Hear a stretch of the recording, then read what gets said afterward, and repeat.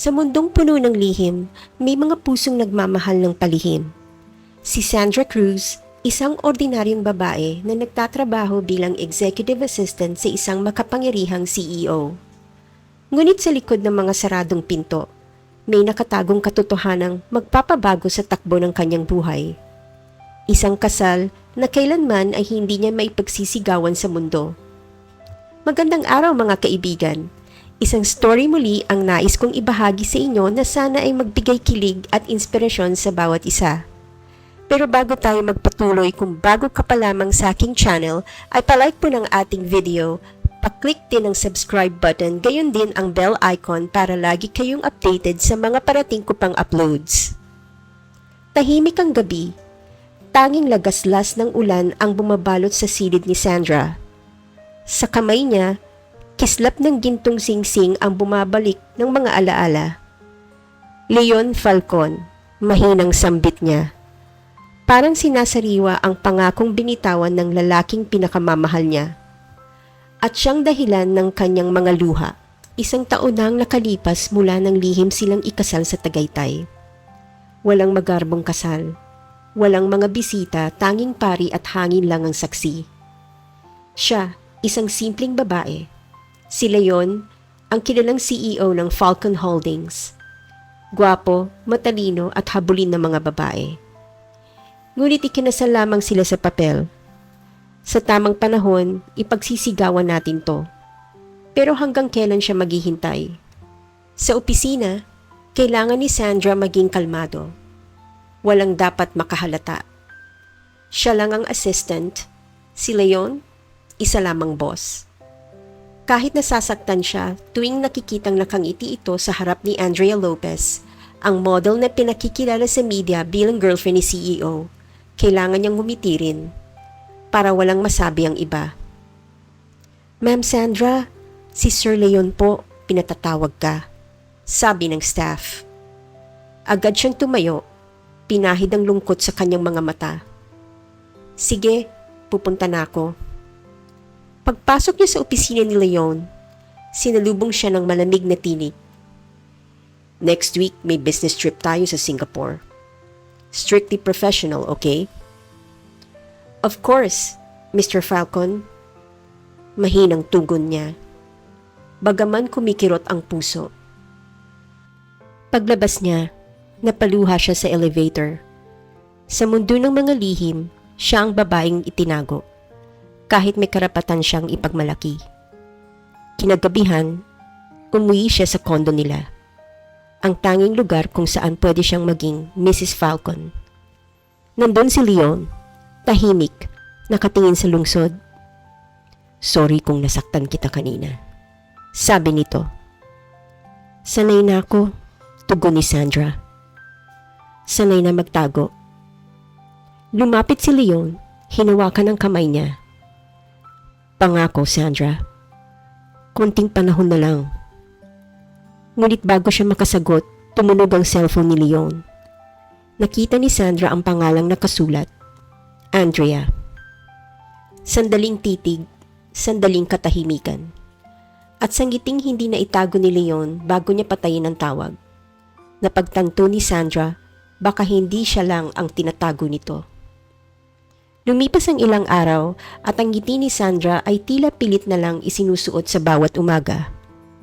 Habang nag-aayos ng mga papeles sa opisina ni Leon, hindi mawala sa isip niya ang tawag ni Andrea. Sino ba talaga si Andrea sa buhay ng kanyang asawa?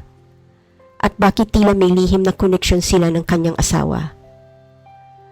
Miss Cruz, tawag ni Leon mula sa loob ng opisina. Please bring me the Singapore files. Yes, sir, sagot niya, mahinahon. Ngunit sa loob-loob niya, gusto niyang itanong, bakit siya laging Miss Cruz sa harap ng lahat? Samantalang Mrs. Falcon naman sa dilim ng gabi. Paglapit niya sa mesa nito, napansin niyang tahimik lang si Leon. Wala man lang tingin o ngiti. Para bang may mabigat na iniisip. Leon, mahinang tawag niya. Are we still okay? Napatingin si Leon, ngunit mabilis ding umiwas ng tingin. Sandra, Please, not here. At sa dalawang salitang iyon, ramdam niya ang pader sa pagitan nilang dalawa. Pader na siya mismo ang pinayagang itayo. Pagdating ng gabi, nakauwi na siya mag-isa sa kanilang kondo.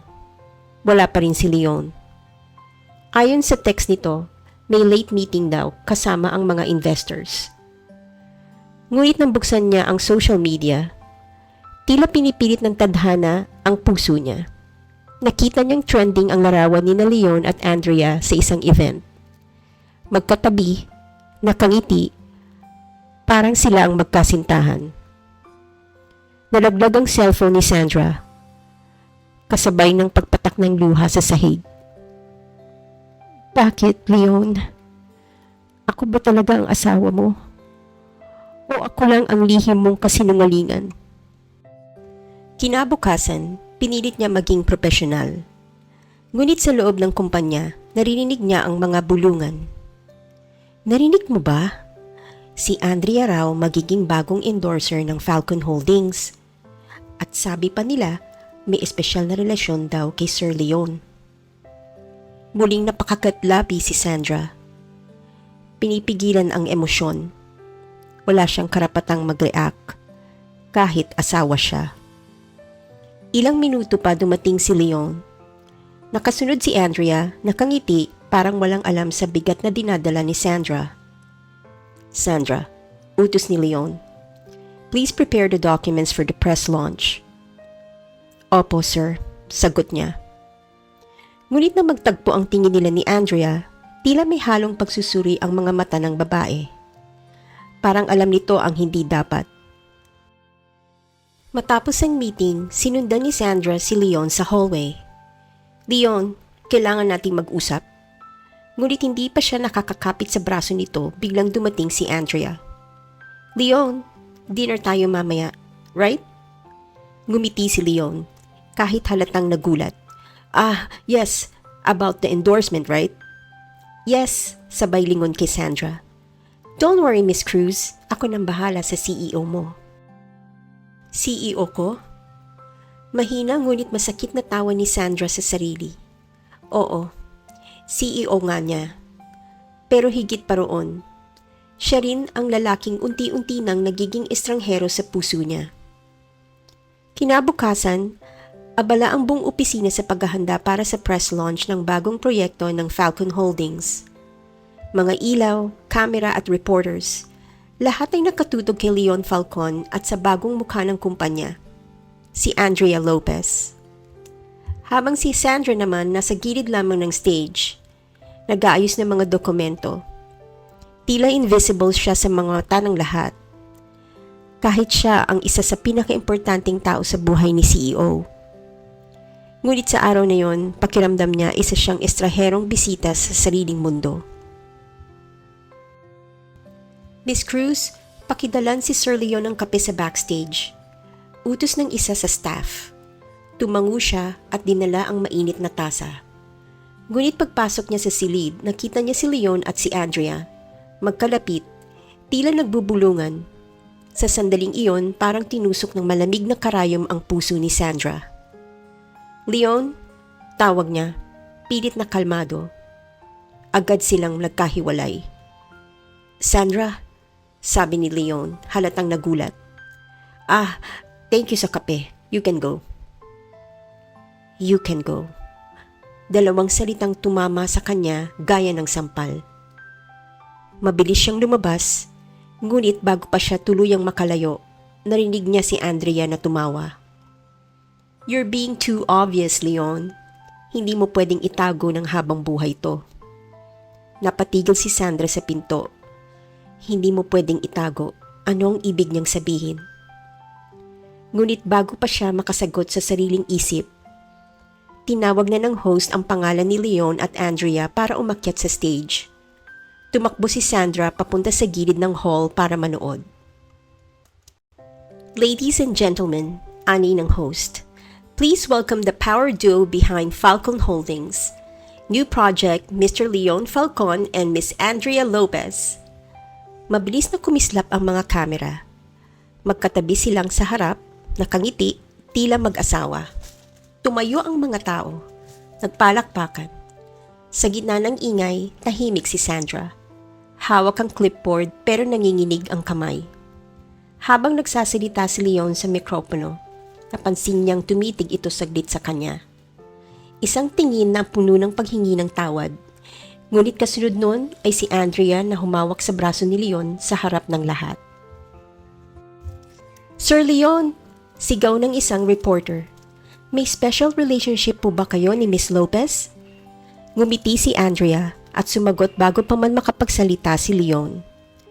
"We're close," sabi nito. Sabay kindat sa camera. Nagtilian ng mga tao at ang headline kinabukasan ay siguradong magiging CEO Leon Falcon and Andrea Lopez, the perfect pair.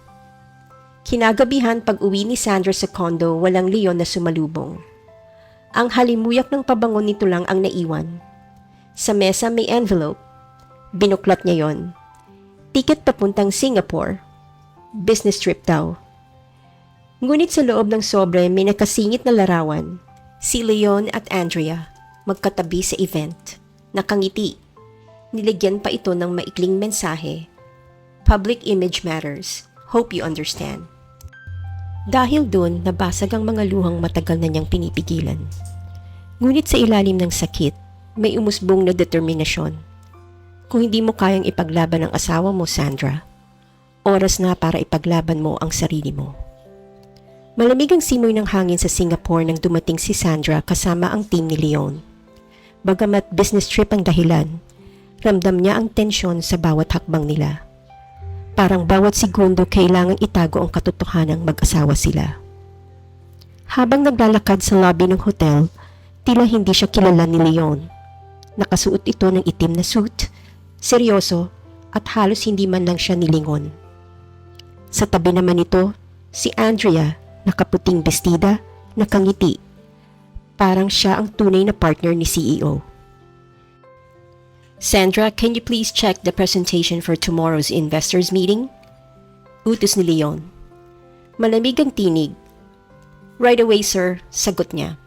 Kahit gusto niyang sumigaw, "Sir, asawa mo ko, Leon." Sa meeting room, habang inaayos niya ang mga dokumento, lumapit si Andrea. Dala ang mapanuksong ngiti. "You're really close to Leon, ha? Parang may something sa inyo."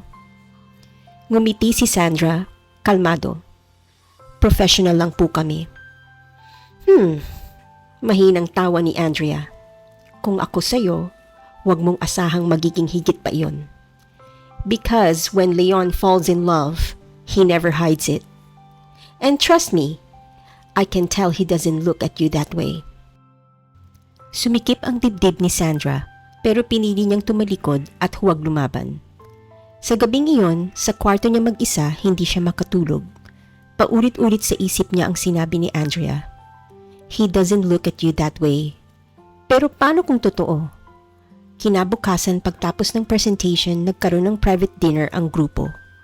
Nandun si Leon at Andrea. Magkatabi. Habang si Sandra, tahimik lang sa dulo ng mesa. Nagmamasid. Sa gitna ng halakakan, nakita niyang biglang lumapit si Andrea kay Leon at walang pasabi, hinalikan ito sa pisngi. Ngunit sapat para mag-flash ang mga kamera ng mga kasamang media. Parang tumigil ang mundo ni Sandra. Nakita niyang hindi man lang umiwas si Leon. Hindi rin niya itinulak si Andrea. Public image, Sandra. Iyon ang laging dahilan ni Leon. Ngunit ngayong nasasaktan na siya, hindi na iyon sapat na paliwanag. Tumayo siya, tahimik at nagpaalam. "Excuse me, I need some air." Paglabas niya sa balcony, tuloy ang bumagsak ang mga luhang pinipigilan niya. Ngunit bago pa siya makalayo, bumukas ang pinto. Si Leon iyon. "Sandra," sabi nito, marahang lumapit. "Please, makinig ka muna." "Makinig? Sa alin, Leon? Sa mga dahilan mo? Sa mga kasinungalingan mo?" "Hindi mo naiintindihan. Wala akong relasyon kay Andrea. Lahat ng ito'y para sa kumpanya." "Para sa kumpanya? O para sa kanya?" Tahimik si Leon, walang sagot. Ang katahimikan niya, sapat na para mawasak si Sandra.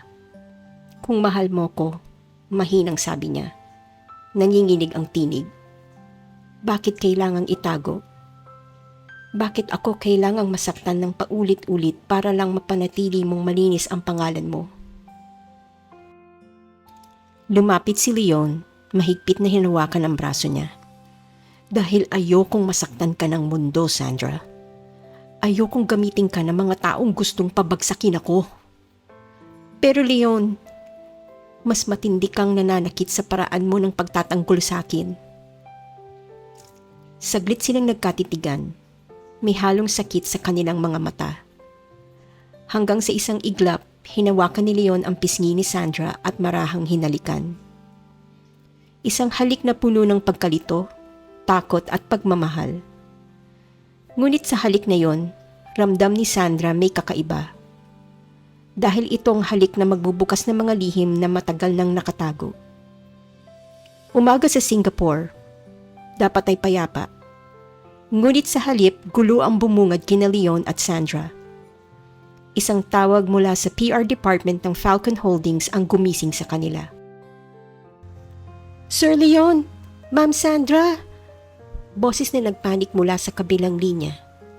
The photos, lumabas sa social media. Kayo po ni Miss Cruz. Naghalikan sa balcony kagabi. Natigilan si Sandra. Nahulog ang cellphone mula sa kamay niya. Si Leon agad na lumapit at kinuha iyon. I'll handle this, sabi niya. Ngunit ramdam ni Sandra ang tensyon sa boses nito. Mga larawang hindi dapat lumabas. Ang halik na lihim, ngayoy headline ng lahat ng media outlet. Misteryosang babae na huling kahalikan ni CEO Leon Falcon sa Singapore. Walang pangalan, ngunit malinaw ang mukha ni Sandra. Habang patuloy ang pagkalat ng mga larawan, kumalat ang balita sa buong opisina. Ang mga empleyado nagbubulungan. Ang mga investor nagtatawag. At si Andrea Lopez nakangiti, ngunit may ningning ng galit sa kanyang mga mata. So, this is your secret, Leon, sabi niya sa isang interview. No wonder you were hiding her. Pagbalik nila sa Maynila, hindi na tahimik ang mundo ni Sandra at Leon. Sa loob ng opisina, lahat ng mata ay nakatuon sa kanya. Ang dating respeto ay napalitan ng mga tanong at bulong-bulungan. Pagpasok ni Sandra sa elevator, may narinig siyang dalawang empleyado. Sino kaya yun? Kabit daw ni Sir Leon. Pero grabe, pareho silang professional look. Baka totoo yung kasal rumor. Napayuko siya, halos hindi makahinga sa sakit. Kabit daw ako. Pagsapit ng gabi, nagkita silang muli ni Leon sa condo. Tahimik, mabigat ang iniisip. Bakit hindi mo man nang sinabi sa akin na may kumukuha ng litrato kagabi? Tanong ni Sandra. Garalgar ang boses. I didn't know, Sandra, wala akong alam. Pero ngayon tignan mo. Itinapon niya sa mesa ang mga diaryong may litrato nila. Ang sabi, misteryosang babae. Hindi mo man lang ako pinagtanggol. Hinawakan ni Leon ang kamay niya. Ngunit agad niya itong binawi. Gusto mo ipagtanggol kita? Sagot ni Leon, tumaas ang boses. Paano kung malaman ng lahat na asawa kita? Masisira ang kumpanya. Baka mawalan tayo ng lahat ng pinaghirapan natin. Hindi tayo, Leon. Mariing tugon ni Sandra. Ikaw lang ang pinoprotektahan mo. Tahimik si Leon, ilang segundo, tanging pag-iyak ni Sandra ang naririnig sa silid. Hindi ko na alam kung sino ka, mahina niyang sabi. Hindi ko alam kung asawa pa kita o employer lang. Tumalikod siya at nag-impake. Kung ang tanging paraan para maprotektahan mo ako ay itago ako, mas pipiliin ko mawala. Where will you go? Tanong ni Leon, nanginginig ang tinig. Malayo sa'yo, sagot ni Sandra, hawak ang bag. Sa lugar na kahit ikaw hindi mo ako mahahanap. Paglabas niya ng pinto, ramdam niya ang bigat ng bawat hakbang. Ngunit kasabay ng sakit, may kakaibang lakas. Lakas ng babaeng handa ang ipaglaban ng sarili. Kahit sa wakas ay siya rin ang kailangang mawala. Isang linggo na ang lumipas mula nang lisanin ni Sandra si Leon. Tahimik ang kondo, malamig ang bawat gabi, at sa bawat pagpatak ng ulan, tila paulit-ulit na binabalikan ni Leon ang mga sandaling hindi niya pinahalagahan ang babaeng minahal niya. Si Sandra naman nasa isang maliit na bayan sa Batangas, namumuhay ng payak. Umalis siya ng walang bakas, walang paalam. Dalangin lang niya makahanap ng kapayapaan. Sa maliit na karinderya kung saan siya nagtrabaho, natutunan niyang ngumiti ulit. Kahit minsan pilit pa rin. Tuwing gabi, nakatingin siya sa singsing na hindi pa rin niya kayang aliain. Leon, mahina niyang bulong, kailan mo malalaman kung ano talaga ang mahalaga? Sa Maynila, si Leon ay tila aninong wala sa sarili. Wala nang siglang opisina. Pati si Andrea, tuluyan nang nawala matapos masangkot sa iskandalo. Lumabas ang katotohanan. Si Andrea pala ang nagpasimuno ng pagkalat ng mga litrato. Nagtataka si Leon kung bakit ngayon lang niya nakita ang katotohanan. Habang nakaupo sa opisina, nakita niya sa drawer ang envelope na minsan na iniwan ni Sandra sa loob, may liham. Leon, hindi ko pinagsisihan ang minahal kita. Pero pinagsisisihan kong nakalimutan kong mahalin ang sarili ko habang pinipili kong ipagtanggol kita. Kapag handa ka ng ipaglaban, hindi lang ang pangalan mo kundi pati ako. Baka sakaling magkita tayo ulit. Pero hanggang ngayon, kailangan kong lumayo para hanapin ang aking sarili. Binasa ni Leon niyon ng paulit-ulit hanggang sa tuluyang nabasa na ng luha ang papel. Hindi ko na kayang itago, bulong niya sa sarili. This time, I'll find you, Sandra. Ilang araw ang lumipas, iniwan ni Leon ang lahat. Ang kumpanya, ang pangalan, ang kapangyarihan. Nagtungo siya sa Batangas. Sa parehong bayang, sinabi ng isa niyang kaibigan na pinuntahan daw ni Sandra. At sa isang hapon, habang bumibili siya ng pagkain sa karinderya, narinig niya ang boses na matagal na niyang hinanap. Sir, gusto niyo po ng adobo? Paglingon niya, napatigil siya. Nandun si Sandra. Simple, maaliwalas at tila ibang-iba sa babaeng iniwan niya noon.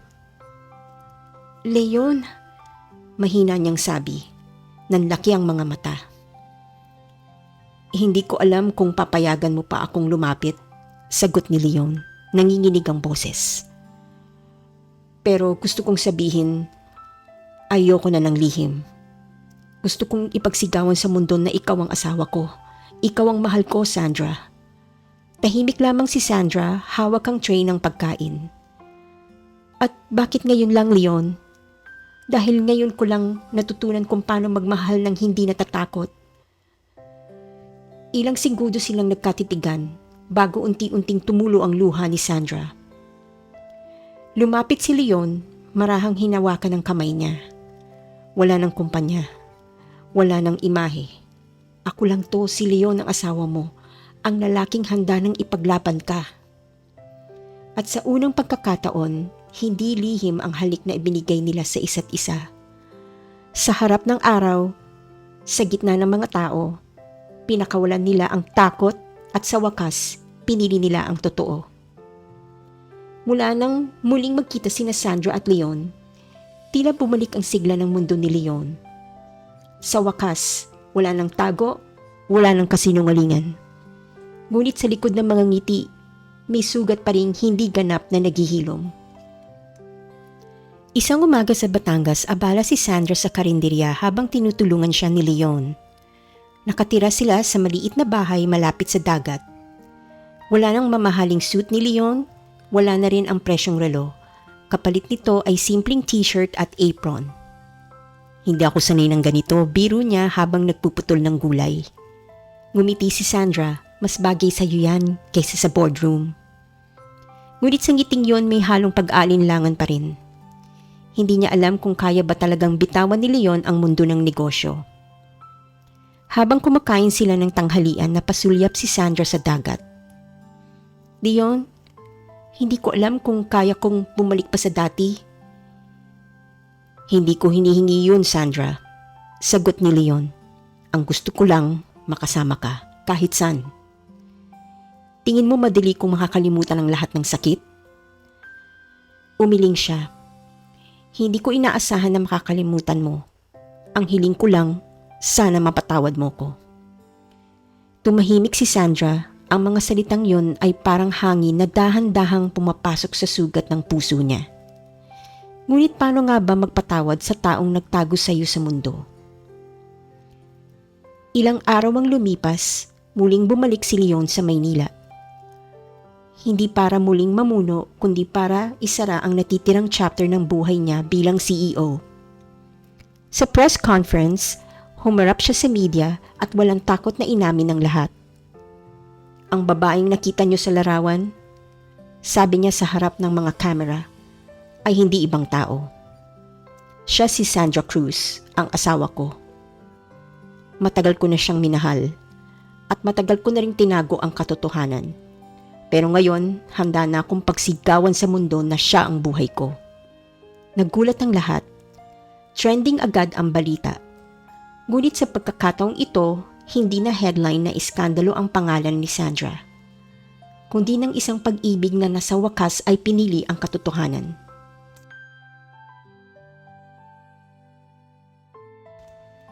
Pagbalik ni Leon sa Batangas, sinalubong siya ni Sandra. Alam ko na, sabi niya. Hawak ang cellphone na puno ng notifications. Ngumiti siya. Hindi ko kayang itago ulit. Pagod na akong matakot. Lumapit si Sandra, hinawakan ang mukha nito. Hindi ko alam kung kaya ko pa ulit magmahal ng tulad ng dati. Pero siguro, kaya ko nang subukang magpatawad. Hinaplos ni Leon ang pisngi ng asawa. Hindi ko kailangang bumalik ka sa dati, Sandra. Ang gusto ko mahalin mo ko sa kung anong hinaharap natin na walang pag-aalinlangan. At sa gitna ng hapon, sa ilalim ng araw na unti-unting nagwawala, nagtagpo ang kanilang mga puso. Hindi bilang CEO at assistant, kundi bilang dalawang taong natutong mahalin ang isa't isa sa kabila ng mga pagkakamali. Makalipas ang ilang buwan, tila unti-unti nang bumabalik sa normal ang lahat. Si Leon ay muling bumalik sa negosyo, ngunit ngayon iba na siya. Hindi na siya ang CEO na takot masira ang pangalan. Siya na ngayon ang lalaking handang isakripisyo ang lahat para sa pag-ibig.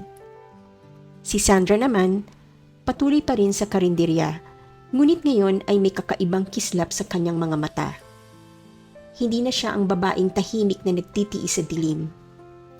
Natutunan niyang tumayo sa sarili at magmahal ng hindi nakakalimot sa sariling halaga.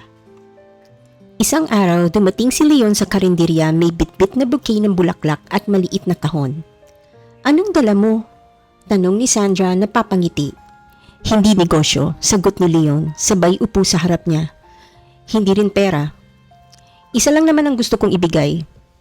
Binuksan ni Sandra ang kahon, naroon ang parehong singsing na minsan naging simbolo ng kanilang lihim na kasal.